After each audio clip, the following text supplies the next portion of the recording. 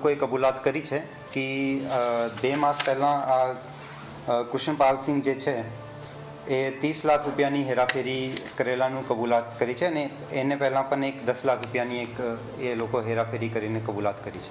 આ બધા એકબીજા સાથે કામ કરતા હતા. અત્યારે એ તપાસનો વિષય છે, કારણ કે હવે જે મુખ્ય સૂત્રધાર છે જે લક્ષ્મણભાઈ છે અને જે કરન્સી આપનાર છે મુકેશભાઈ, એની પણ અત્યારે પોલીસ તપાસ કરી રહી છે. તો આ બધાના તપાસ પછી આગળની વિગતો સામે આવશે.